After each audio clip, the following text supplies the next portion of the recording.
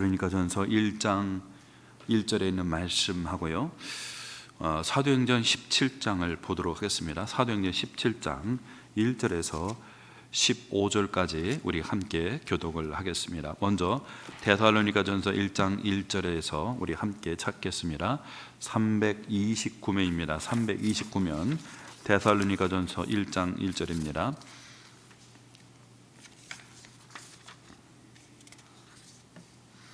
말씀을 다 찬 줄 알고 우리 함께 읽겠습니다. 데살로니가전서 1장 1절, 그 다음에 17장, 사도행전 17장 1절에서 15절에 있는 말씀입니다. 제가 먼저 말씀 봉독합니다. 바울과 실로아노와 디모데는 하나님 아버지와 주 예수 그리스도 안에 있는 데살로니가인의 교회에 편지하노니 은혜와 평강이 너에게 있을지어다. 아멘. 우리 사도행전 17장을 보도록 하겠습니다. 사도행전 17장입니다. 우리 함께 교독합니다. 제가 먼저 말씀 봉독합니다. 그들이 암비볼리와 아볼리아로 다녀가 데살로니가 이르니 거기 유대인의 회당이 있는지라.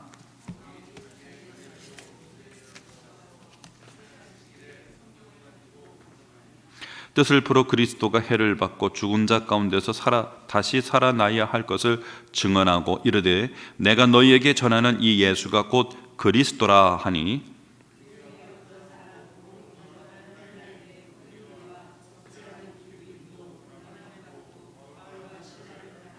그러나 유대인들은 시기하여 저자의 어떤 불량한 사람들을 데리고 때를 지어 성을 소동하게 하여 야손의 집에 침입하여 그들을 백성에게 끌어내려고 찾았으나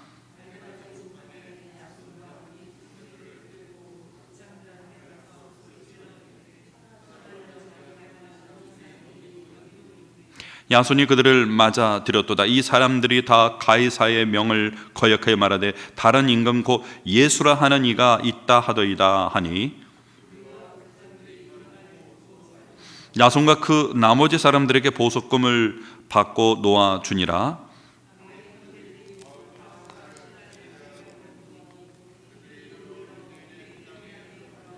베레아에 있는 사람들은 데살로니가에 있는 사람들보다 더 너그러워서 간절한 마음으로 말씀을 받고 이것이 그러한가 하여 날마다 성경을 상고함으로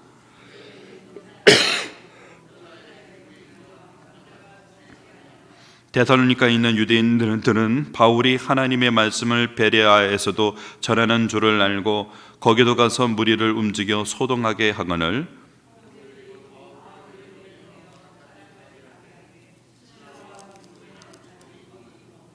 함께 읽겠습니다. 바울을 인도하는 사람들이 그를 데리고 아데는까지 이르러 그에게서 실라와 디모데를 자기에게로 속히 오게 하라는 명령을 받고 떠나가니라. 아멘. 잠시 기도하겠습니다.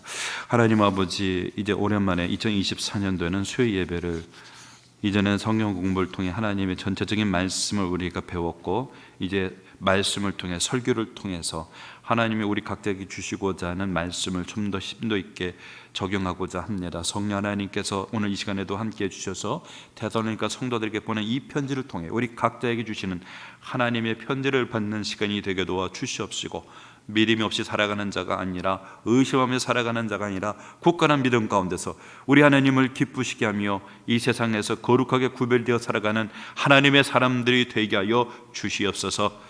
감사하고 예수 그리스도 이름으로 간절히 기도드리옵나이다. 아멘. 예, 오랜만에 여러분 수요 예배로 우리가 함께 모였습니다. 우리 2024년 우리 이중만 목사님이 창세기에서 요한계시록까지 전체적인 그림을 그려주셨어요. 대단히 아쉬워하시는 분들이 많이 계시는 것 같아요. 그런데 이제 2024년도에는 이제 예배로 그래서 제가 또 말씀 전하고 그 다음에는 우리 부목사님들이 돌아가면서 여러분께 말씀을 전해 주실 것입니다. 여러분께서 우리 목사님들이 어떤 분인지 아시죠? 여러분, 다른 교회에도 없는 신학 박사과정이 있는 목사님들이십니다. 누구보다도 신학, 복음이 신약이 아닙니까? 이걸 심도 있게 연구하시는 목사님들이 여러분께 말씀을 전해 주신 그런 복된 교회다 생각하시고요. 여러분 매주 수요일마다, 오늘을 보니까 한 10여 명 정도 오신 것 같아요. 다음에는 더 많은 분들에게 함께 하셔서 이 자리에 우리가 말씀을 또 하나님의 거룩한 말씀을 받는 그런 복된 시간이 되기를 소망합니다. 원래 여러분 데살로니가 전서가 아니라 저는 제가 누가복음을 하다가 멈췄는데 데살로니가 전서를 하는 새벽기도 때 제가 데살로니가 전서 강의하고 있어요. 그런데 새벽기도에는요 대부분 다 저희 교회 성도님들이 아니세요. 오신 분들이 다 외부에서 오시는 분들이고요. 간혹가다 일주일에 한두 분이 이제 얼굴을 뵙기도 합니다. 그러다 보니 인근 지역에 있는 성도들에게 말씀을 전했지 저희 교회 성도들한테는 데살로니가는 아마 생소하다고 봅니다. 그래서 데살로니가 전서를 다시 한번 살피면서 그만큼 여러분 이 데살로니가 전서는 여러분 초대교회 성도들의 신앙의 모습을 우리가 살필 뿐만 아니라 짧은 선교 기간 안에 교회가 세워졌는데 너무나 아름다운 교회예요. 이 교회의 소문이 마게도냐와 아가야 지역까지 퍼져서 모든 교회의 본이 되었어요. 너희들은 신앙의 표준은 데살로니가 교회 성도들을 본받아라. 그 정도로 이 교회가 짧은 선교 기간 안에도 믿음, 사랑, 소망이라고 하는 그리스도인의 3대 표지가 명확하게 뚜렷하게 그 열매로 거둬진 교회이기 때문에 여러분 우리 교회가 이제 2024년도 이제 코로나는 지나가고 이제 새로운 마음으로 우리가 이제 힘차게 하나님 나라 일을 감당하게 될 텐데 이 말씀을 통해서 우리 주사랑 교회가 바로 이 지역에서 모본이 되는 교회, 믿음의 역사와 사랑의 수고와 소망의 인내라고 하는 본이 되어지는 하남시의 본이 되어지는 그런 작은 등불이 되는 교회가 되기를 주의 이름으로 축원합니다. 여러분 이 데살로니가 전서, 여러분 이 데살로니가 지역에 세워진 교회가 데살로니가 전서, 첫 번째 보낸 편지가 전서고요, 두 번째 보낸 편지가 후서입니다. 전서는 5장이고 후서는 3장이죠. 여러분 이 데살로니가의 이 교회, 이 데살로니가 교회가 세워지게 되어진 것은 바울이 1차 선교 여행을 끝나고 2차 선교 도중에 갈라디아 지역, 소아시아에 있는 지금 터키 지역을 복음하고 있다가 가는 곳마다 성령 하나님이 길을 막으시는 거예요. 그러다가 드로아라고 하는 소아시아 남쪽에 있는 한 작은 항구에서 환상을 봅니다. 꿈속에 뭐가 나타나죠? 마게도냐 복장을 입은 한 청년이 원문을 보면 콜미 헬미 나 좀 우리 좀 도와달라고, 이리 와서 우리를 도와달라고 하는 환상을 보면서 갈라디아 지역에서 가는 곳마다 성령 하나님이 그 길을 막고 꿈에 마게도냐 청년이 나타나서 와서 우리를 도와달라는 것은 성령 하나님께서 급히 어디를? 바로 유럽으로 마게도냐 지역을 가서 복음을 전하라고 하는 하나님의 뜻으로 깨달았어요. 그래서 선교 일행들이 같이 여러분 어떻습니까? 이 마게도냐 지역으로 가는 배를 타고 일주일 이상의 항해 끝에 첫 번째 도착했던 마게도냐 첫 번째 도시가 뭡니까? 빌립보, 첫 성이라는 건 첫 번째 도시이기 때문에 빌립보에 당도합니다. 그래서 거기서 복음을 전하고 나서 두 번째로 들어온 교회가 어디냐? 바로 이 데살로니가 지역에 있는 데살로니가 교회라는 것이죠. 여러분 이 데살로니가에 우리가 이해를 하기 위해서 이 지역에 대한 이해가 좀 필요합니다. 이 데살로니가는요 항구 도시입니다. 항구 도시. 그리고 마게도냐 전체에 있어서요 가장 센터에 있는 수도, 행정 수도와 같은 도시입니다. 원래 마게도냐 왕국이 315년에 주전 315년에 마게도냐 왕국이 건설될 때 마게도냐 왕국의 수도가 데살로니가였어요. 수도가. 그러다가 나중에는요 이 지역이 1147년인가요? 146년에 로마에 의해서 정복이 됩니다. 복속이 됩니다. 그런데 여러분도 알다시피 여러분 율리우스 시저 아시죠? 여러분 이 시저가 그의 형제 친구인 브루투스에서 원론에서 암살을 당하면서 로마가 내전이 벌어지게 됩니다. 로마가 둘로 나눠져 가지고 이 율리우스 시저를 따르는 부류하고 이 브루투스와 따르는 원론파하고 두 패로 나눠져 가지고 전쟁을 하는데 로마 반도에서 전쟁한 게 아니라 이 사람들이 전부 다 어디로 가냐면 도망을 칩니다. 폼페이우스라는 장군은 앞장을 세워가지고 이 본토 안에 있으면 이제 율리우스 시저의 영향 아래에 있으니까 로마 반도를 떠나가지고 이들이 어디로 가냐면 이 마게도냐 지역으로 건너갑니다. 마게도냐 아가 지역, 그리스 반도죠. 거기서 대회전이 벌어집니다. 거기서 그리고 해전에는 여러분 보니까 안토니우스죠 하고 악티움 해전을 옥타비아누스하고 누굽니까? 안토니우스하고 클레오파트라 이집트 군대하고 연합 전선했던 악티움 해전을 펼치게 됐는데 이 전쟁에서 데살로니가 지역 사람들이 큰 역할을 합니다. 누구를 지지하냐면 안토니우스를 지지한 게 아니라 옥타비아누스를 지지를 합니다. 그래서 안토니우스, 브루투스와 로원론들이 그리스 반도하고 그 숫자만 해도 여러분 이 옥타비아누스보다는 군대의 숫자가 더 배가 많았어요. 그럼에도 불구하고 그들이 누구를 지지하냐면 옥타비아누스, 바로 이 율리우스 시저의 자기의 양아들이기도 하고 자기 누이의 아들이죠. 조카이기도 합니다. 죽을 때 유언으로 이 황제권을 누구에게 넘기냐면은 바로 이 옥타비아누스. 이 당시에 나이가 한 20대였어요. 파격적인 겁니다. 로마는 30이 돼야 국가로서 여러분 이렇게 근무할 수가 있어요. 30이 돼야. 근데 30이 되지 않은 20대, 그것도 아주 젊은 나이에 황제가 됩니다. 근데 이 사람이 이제 군대를 끌고 해가지고 어떻습니까? 후임자로 이제 세워져가지고 옥타비아누스가, 물론 자기는 이제 황제라고 안 하지만 사실 실상은 다 황제라고 부를 실권을 가지고 전쟁에서 대승을 거두는데 데살로니가 지역 사람이 옥타비아누스를 지지합니다. 그리고 얼마나 고마운 사람들이에요. 그래서 로마는 이 데살로니가 사람들의 충성심을 보고 나중에 이제 악티움 해전에서 안토니우스하고 클레오파트라도 패배를 하고 이제 로마 제국을 다시금 통일하게 되잖아요. 그러면서 데살로니가 지역에 많은 자치권을 부과를 합니다. 그래서 이 지역에 대해서 데살로니가 지역은 로마로부터 인정을 받았고요, 자치권까지도 인정을 받아가지고 그로 인해서 경제적으로 많은 부여를 누리게 되어져요. 그래서 이 사람들은 로마에 대한 충성심이 아주 높습니다. 혜택도 많이 받았고요. 그런데 이 데살로니가, 이 마게도니아 진역에 보면은 대표적인 도시가 이제 우리가 성경은 빌립보, 데살로니가, 이제 그리고 이런 베레아 지역인데 그 중에서 여러분 가장 대표적인 이 도시가 바로 이 데살로니가, 인구가 20만이죠. 제일 커요. 그리고 이 아그나피아라고 하는 이 고속도로가 일직선으로, 아그나피아라는 이 고속도로가 일직선으로 딱 마게도니아 지역을 딱 지나가지고 이탈리아 반도의 아피아 가도에 로마로 딱 연결 군사도로입니다. 군사도로예요. 로마는 가는 곳마다 도로를 먼저 뚫잖아요. 모든 길은 로마로 향한다. 군사도로예요. 군사도로 선상에 있어서 로마로부터의 특혜를 받아가지고 경제적으로, 상업적으로, 또 경제적으로, 상업적으로, 교통적으로 보면 교통이나 상업이나 여러 가지 측면에 있어서 전략적인 거점 도시요. 그로 인해서 이 도시가 경제적으로 많이 부유한 도시가 되어졌다는 사실이죠. 그래서 바울이 빌립보 다음에 데살로니가 지역을 방문한 건 당연히 선교 전략상 어떻습니까? 도로선상에 있었기 때문에 이 지역이 복음화되면 복음이 어떻게 해요? 마게도니아 전 지역으로 확산될 수 있고, 또 어떻습니까? 이 지역이 인구가 많아요. 그리고 당연히 유대인의 회당도 클 수밖에 없어요. 유대인의 회당도 큽니다. 그렇다 보니까 어떻습니까? 이 지역에서 복음을 전하는 것은 선교 전략상 대단히 중요한 가치가 있기 때문에 바울이 빌립보에서 그 다음으로 데살로니가에 가서 복음을 전하게 되어진 것이죠. 그래서 여러분, 이 데살로니가 사람들은 그런 로마로부터 많은 특혜를 받다 보니까 당연히 로마에 대한 충성심이 높고, 로마 여신 로마를 숭배할 뻔한 황제 숭배가 가장 횡행한 지역이 데살로니가입니다. 황제 숭배.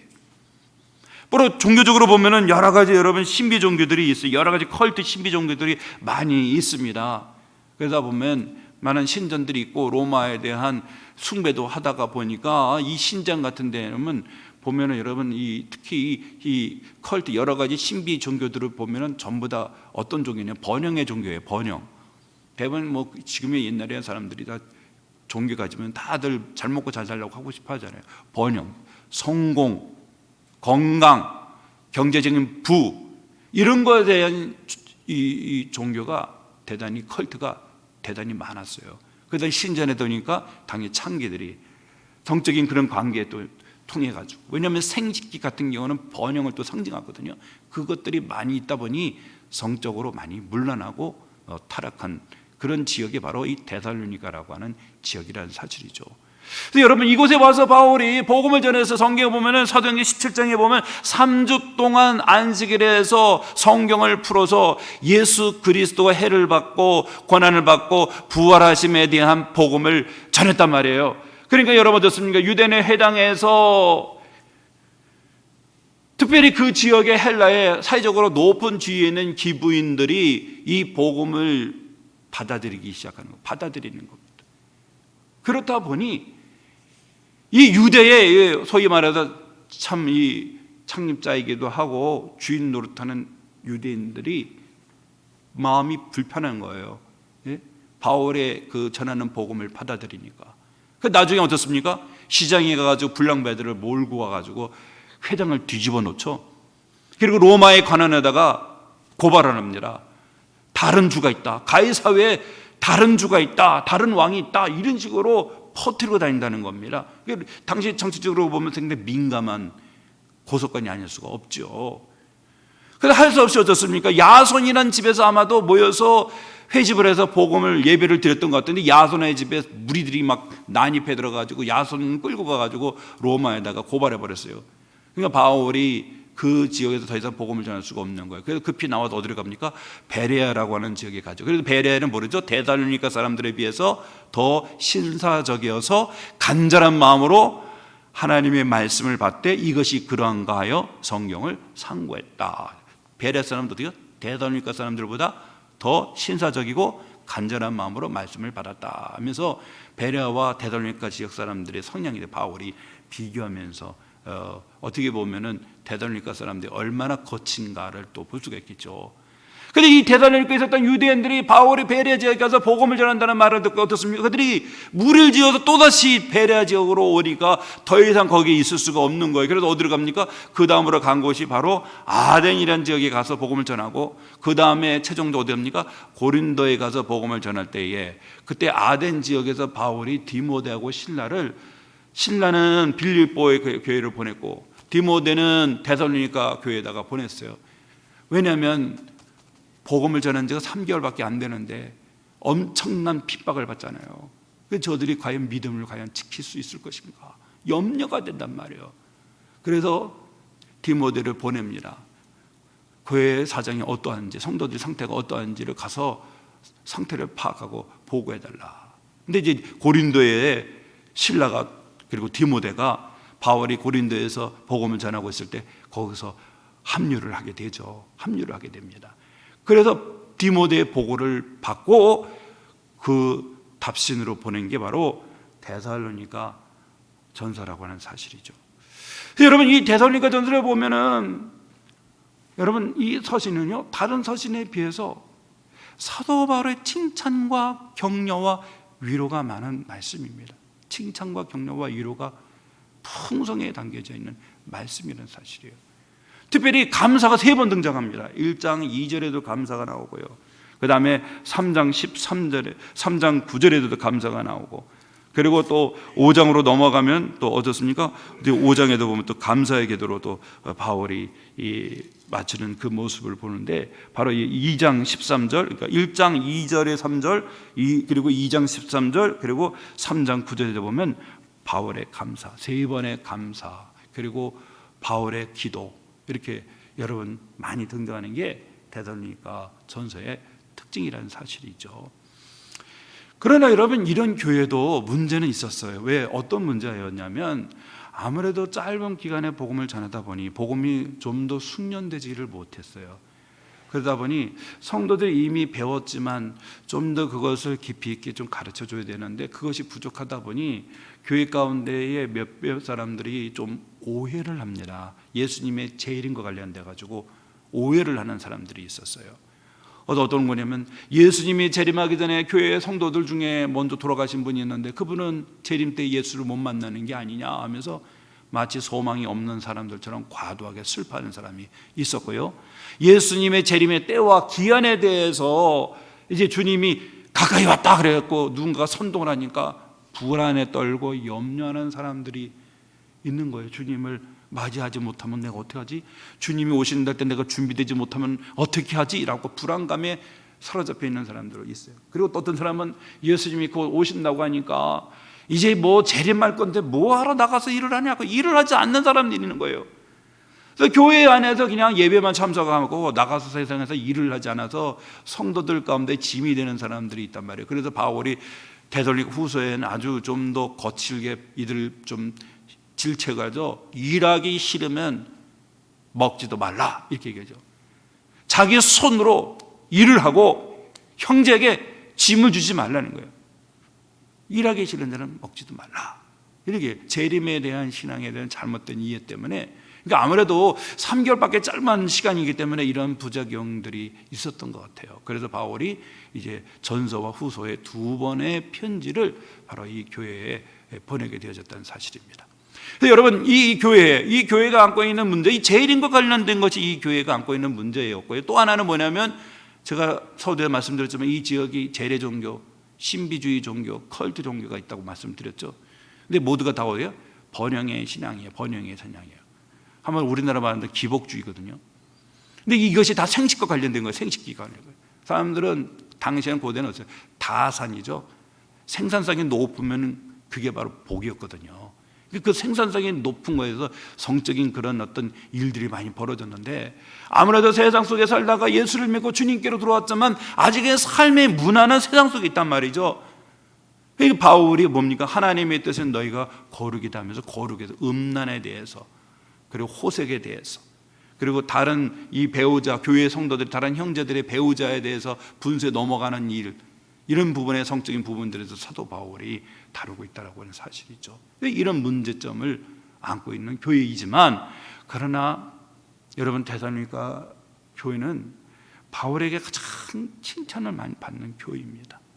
특히 그리스도인의 3대 표지는 믿음의 역사와 사랑의 수고와 그리고 어떻습니까? 소망에 있는 교회다. 이거죠.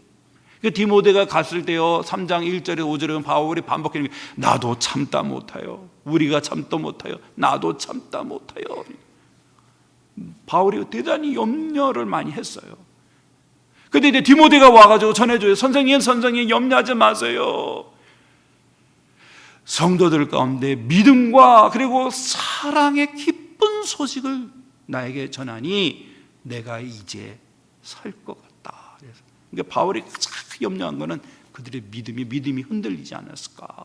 그리고 바울이 짧게 있다가 급히 피신했잖아요. 그러니까 여러분 성도들 어떤 느낌 가졌어요?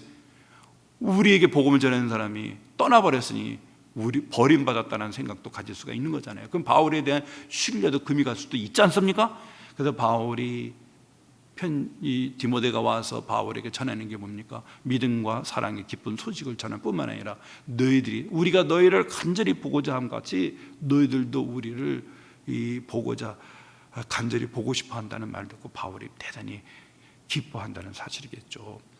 여러분, 바울은 여러 번 가고자 했어요. 한두 차례 시도를 했지만 못 갔습니다. 사단이 막았다라고 말을 하고 있죠.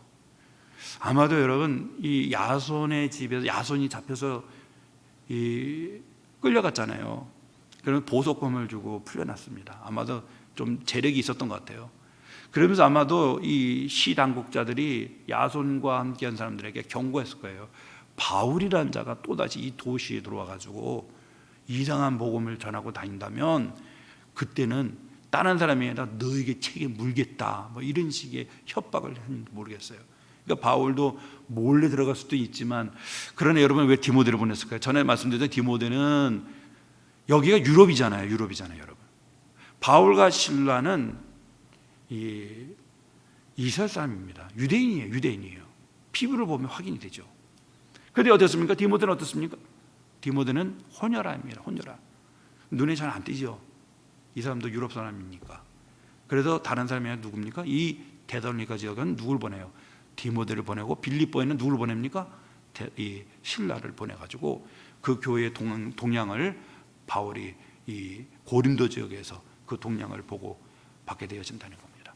그래서 이 사진을 보면 여러 가지 특징이 있어요. 첫째는 뭐냐면 감사가 많이 등장합니다. 그렇죠? 1장 2절에도 보면은 우리가 너희 모두로 말미암아 항상 하나님께 감사하며 기도할 때 너희를 기억하면, 감사가 등장하죠. 그리고 3장 9절에도 보면요, 우리가 우리 하나님 앞에서 너희로 말미암아 모든 기쁨으로 기뻐하니 너희를 위하여 능히 어떠한 감사로 하나님께 보답할까. 감사. 그리고 또 뭡니까 여러분? 이 5장 18절에도 보면은 뭡니까? 범사에 감사하라. 그런 감사에 대한 이야기가 나오고 있어요. 그래서 바울이 보면 여러분 하나님을 향한 감사의 표현이 나오고요. 또 하나는 특징이 뭐냐면 재림에 대한 이야기가 많이 나옵니다. 나타나, 강림하심. 그래서 1장 9절 10절에 보세요. 여러분 9절 10절 10절 특별히 10절입니다. 또 죽은 자들이 가운데서 다시 살리신 그의 아들이 하늘로부터 강림하실 것을 너희가 어떻게 기다리는지를 말하니 이는 장래 노하심에서 우리를 건지시는 예수시니라. 또 여러분 좋습니까? 2장 19절이죠. 2장 19절에 보세요. 우리의 소망이나 기쁨이나 자랑의 면류관이 무엇이냐? 그가 강림하실 때 우리 주 예수 앞에 너희가 아니냐? 3장 13절입니다. 너희 마음을 굳건하게 하시고 우리 주 예수께서 그의 모든 성도와 함께 강림하실 때에 하나님 우리 아버지 앞에서 거룩함에 흠이 없게 하시기를 원하노라. 강림하실 때. 그 다음에 4장 13절에서 아시다시피 5장 11절은 뭡니까? 주님의 재림에 대한 주제를 가지고 자는 자들과 때와 기한에 대해서 집중적으로 다루고 있는 게 4장 13절에서 5장 11절에 있는 말씀이죠. 그리고 5장 23절에 보세요. 평강 하나님이 친히 너희를 온전히 거룩하게 하시고 또 너희의 온 영과 혼과 몸이 우리 주 예수께서 강림하실 때 흠없게 보존되기를 원하노라 라고 말했습니다. 매 장마다 뭐가 나옵니까 여러분? 강림, 강림, 강림이라는 단어가 등장하고 있어요.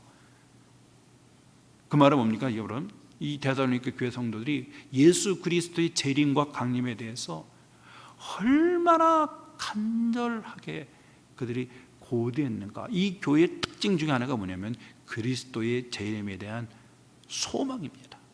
여러분 우리는 어떻습니까? 우리는 예수님이 재림하기를 고대합니까? 아니면은 우리는 그냥 현실에 만족하면서 아무런 생각 없이 살아갑니까? 기억해야 될 것은 우리의 개인의 종말이나 우주적인 종말은 반드시 우리에게 다가온다는 사실이죠. 우리가 살아생전에 예수님의 재림을 봐도 우리는 언젠간 죽습니다. 그리고 영적 세계에서 우리는 주님을 만나게 되어진다는 사실이에요. 여러분 건강한 그리스도인들은 그리스도의 재림을 소망해야 됩니다. 주님 어서 오시옵소서. 마라나다. 이게 건강한 그리스도인들의 모습인데 1992년에 다미 선교에서 시한부 종말론 때문에 마치 재림을 소망하면 이상한 사람, 이단 취급을 받아요. 예?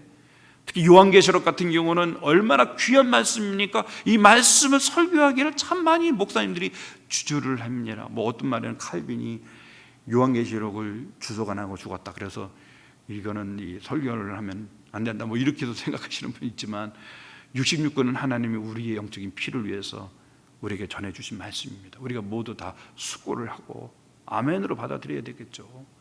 근데 사단이 아주 교묘하게 성도들의 소망을 물타게 하려고.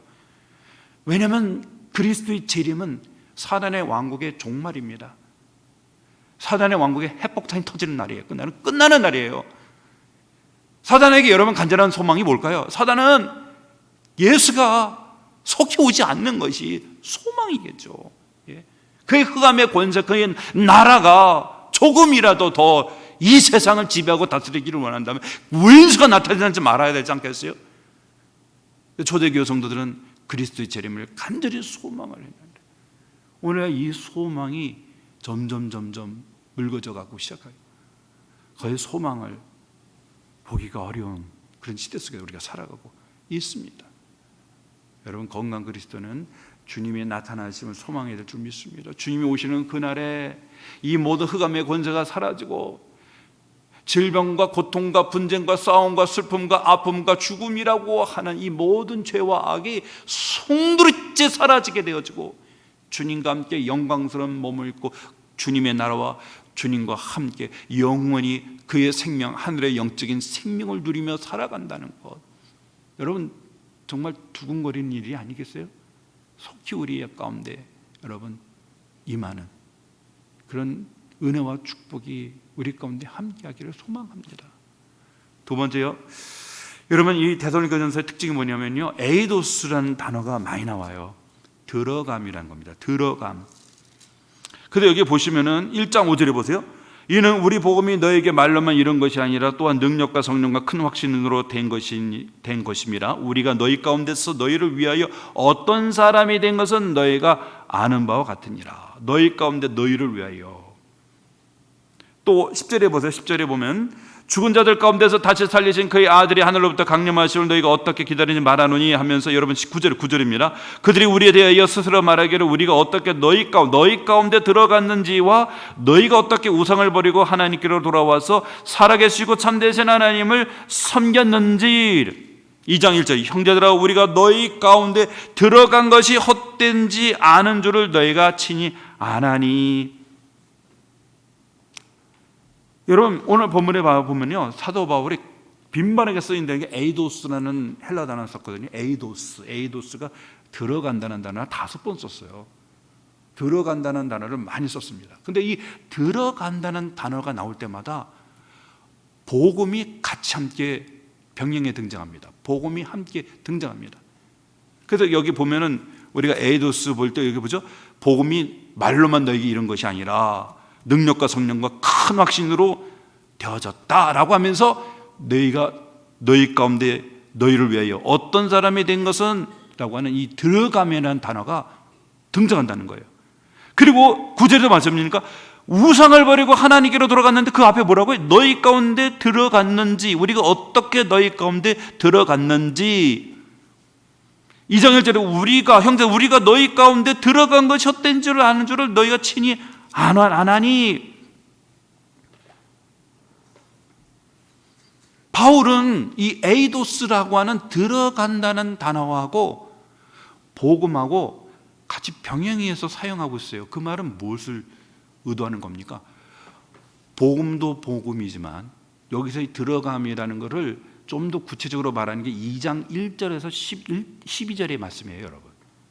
2장 1절에서 12절에 이 들어감이라는 주제를 가지고 바울이 데살로니가 교회에 들어갔을 때에 어떤 자세와 태도와 마음의 동기와 목적을 가지고 복음을 전했는지, 그리고 자비랑 선교를 했다고 그러잖아요.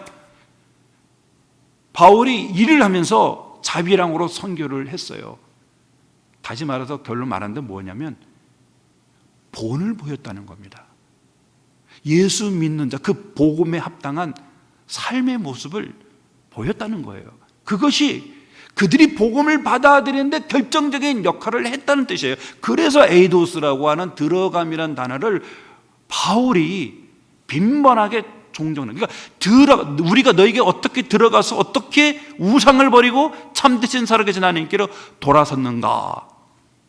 우상을 버리고 하나님께로 돌아오게 되는데 뭡니까? 바울의 들어감, 이게 같이 병행되고 있다는 거예요. 물론 여러분, 이들이 복음을 받아들여서 우상을 버리고 하나님께로 돌아올 때 결정적인 성령 하나님의 역사이죠. 1장 5절에도 분명히 말하죠. 복음이 말로만 이른 게 아니라 능력과 성령과 큰 확신인데, 이게 성령과 관련된 거예요. 능력도 확신도 다 성령의 역사거든요. 그러니까 복음이 말로만 전달한 게 아니라 능력과 성령과 큰 확신, 다시 말해서 성령의 역사로들이 복음을 받아들이게 됐는데, 그 받아들임에 더 유효적으로 효과를 내게 만든 게 뭐냐? 들어감이었다는 겁니다. 들어감이라는 거예요. 다시 말해서 바울이 데살로니가 지역에 들어가서 그 복음에 합당한 삶의 모습을 보여준 거예요. 바울과 실라와 디모데가. 그것이 그들이 복음을 아멘하게 만드는, 결정적으로 그들이 복음을 받아들이게 만드는 촉진제 역할을 했다는 겁니다. 여러분, 2장 13절에 보세요. 이러므로 우리가 하나님께 끊임없이 감사하면 너희가 우리에게 들은 바 하나님의 말씀을 받을 때 사람의 말로 받지 아니하고 하나님의 말씀으로 받음이니 진실로 그러하도다. 이 말씀이 또한 너희 믿는 자 가운데서 역사했느니라. 2장 1절에 12절이 들어감에 대한 이야기거든요. 바울이 에이도스에 대한. 그리고 나서 이러므로 그래서 그 에이도스로 어떻습니까, 여러분? 이들이 말씀을 들을 때 하나님의 말, 사람의 말이 아니라 바울이 전한 복음을 하나님의 말씀으로 받게 했다는 겁니다. 그게 뭐예요? 에이도스의 영향입니다. 에이도스의 영향이라는 사실이죠. 그걸 통해서 성령 하나님이 역사하셨다는 사실이겠죠. 세 번째는요, 데살로니가서의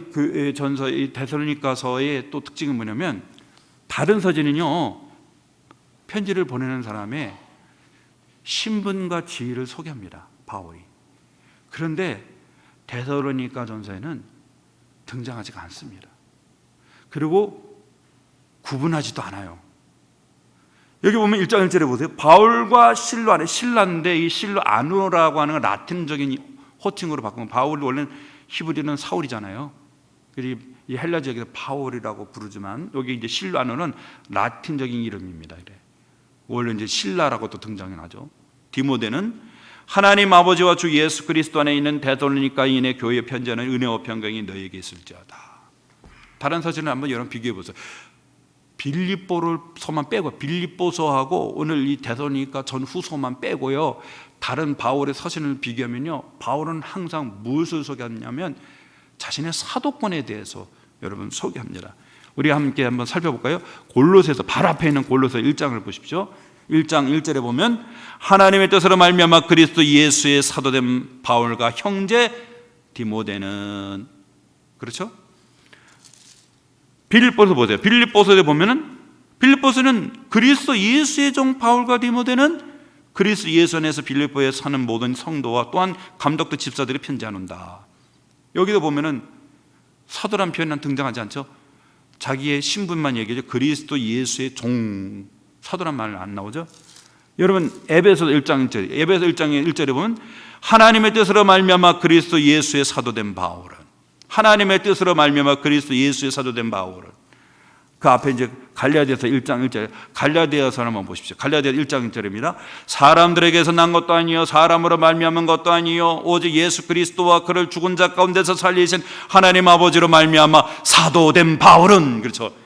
편지를 보면 고대 편지는 편지를 보내는 사람 송신자, 편지를 받는 사람 수신자, 그 다음에 이제 문안 인사, 이렇게 진행이 되는 게 고대 편지의 형식이에요. 근데 갈라디아서 같은 경우는 뭡니까 여러분? 갈라디아서는 이 사도에 대한 설명이 길어요. 사람들에게서 난 것도 아니요 사람으로 말미암은 것도 아니요 오직 예수 그리스도와 그를 죽은 자 가운데서 살리신 하나님 아버지로 말미암아 사도된 바울은, 사도에 대한 기원에 대해서 아주 긴 수식어가 붙고 있습니다. 그렇죠? 그런데 엄밀히 말해서 신분도 직위도 아무것도 안 밝히고 있는 서신은 데살로니가 전서하고 후서입니다. 그냥 바울, 실라노, 디모데, 그리고요 다른 서신 또 하나 특징이 뭐냐면, 바울이 사도라고 밝히면요 항상 함께하는 형제들을, 함께하는 사람들을 뭐라고 부르냐면 형제라고 호칭합니다. 형제. 여기 보십시오. 갈라디아 1장 2절에 함께 있는 모든 형제와 더불어,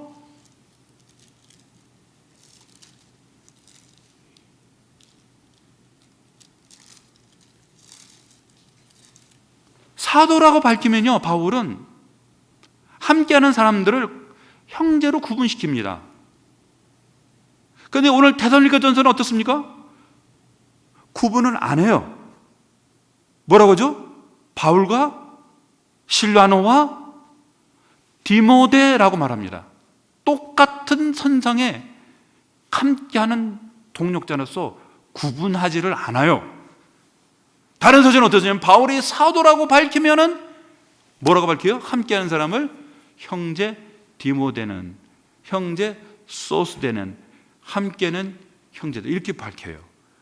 근데 오늘 데살로니가 전서는 바울도 자기의 신분과 직위를 밝히지도 않고, 함께인 일행, 선교 일행도 형제라고 구분시키지도 않고, 똑같이 편지를 보낸 사람 누구라고요?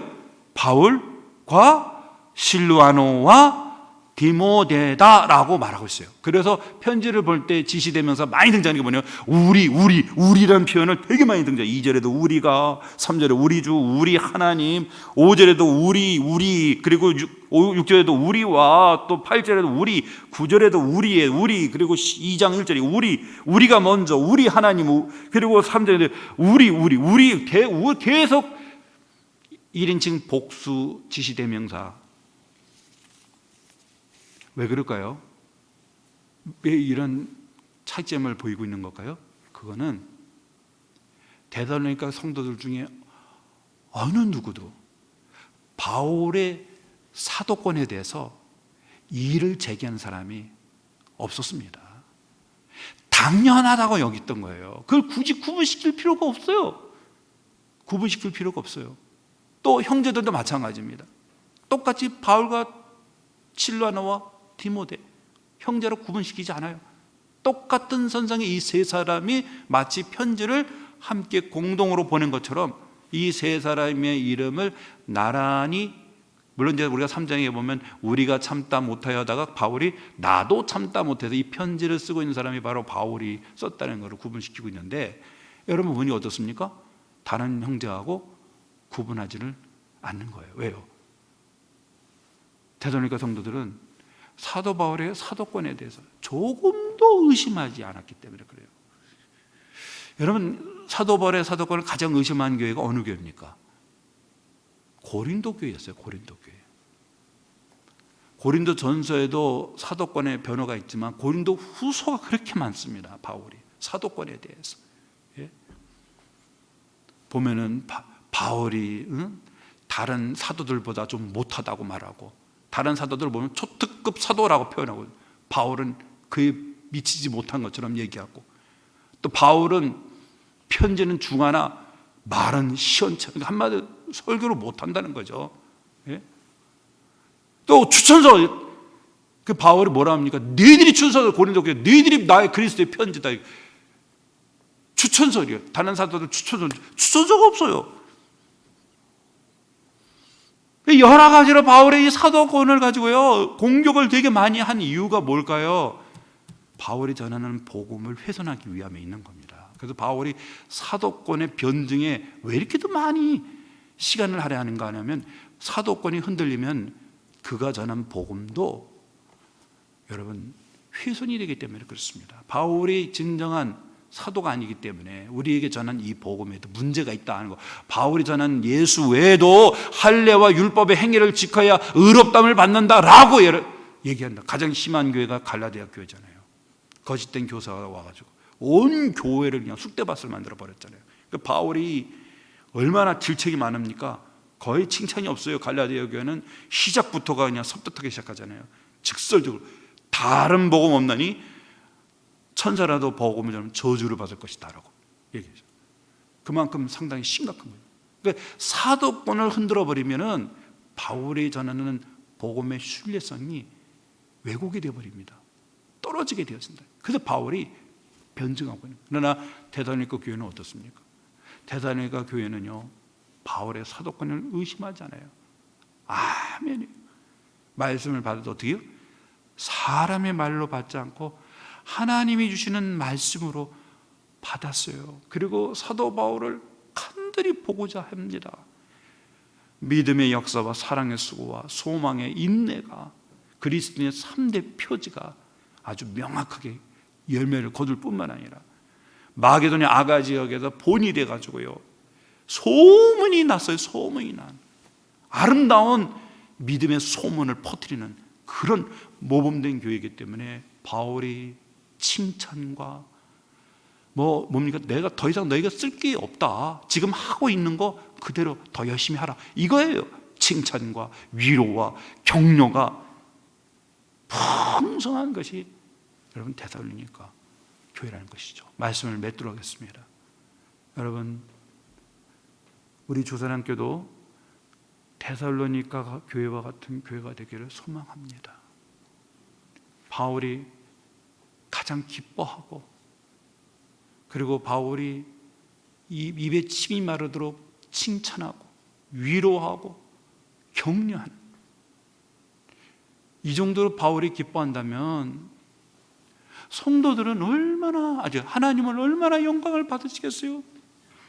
그 바울이 여러분 2장에 보면 이런 말씀을 해요. 2장 13절에 보면 우리의 소망이나 기쁨이나 자랑의 면류관이 무엇이냐? 그가 강림하실 때 우리 주 예수 앞에 너희가 아니냐? 너희는 우리의 영광이요 기쁨이니라. 마지막 하나님 앞에 이 데살로니가 교회의 성도들은 바울의 소망이고 기쁨이고 자랑의 면류관이고 영광이라는 겁니다. 얼마나 이 교회가 바울에게 흡족하게 하고 기쁘게 했는가. 우리도 데살로니가 교회처럼 칭찬과 인정과 사랑을 받는 복된 교회가 되기를 소망합니다.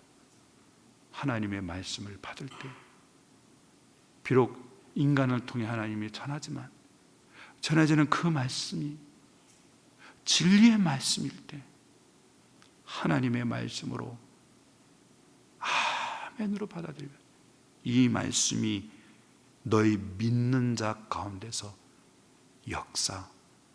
역사하였느니라. 마게도냐 아가야 지역에 본이 된 교회는 바로 이들이 하나님의 말씀으로 아멘했기 때문에 하나님이 그들 통해 역사하신 줄로 믿습니다. 데살로니가 교회같이 칭찬과 인정과 사랑받는 저와 여러분 되기를 주 이름으로 축원합니다. 기도하겠습니다. 하나님 아버지 감사합니다. 이제 수요일마다 우리가 데살로니가 전서를 우리가 함께 살펴봄을 통해 우리 각자에게 주시는 하나님의 거룩한 음성을 듣고 우리 하나님이 가장 기뻐하시고 우리 하나님이 원하시는 그 길을 걸어가기를 원합니다. 그리스도의 복음에 합당한 삶을 살아가서 우리들의 삶을 통해 가정을 변화시키고 우리 지역사회를 변화시키고 우리 하나님 주사랑 교회를 변화시키는 아름다운 소문을 내는 복된 교회가 될 수 있도록 축복하여 주시옵소서. 감사하고 예수 그리스도 이름으로 간절히 기도드리옵나이다. 아멘.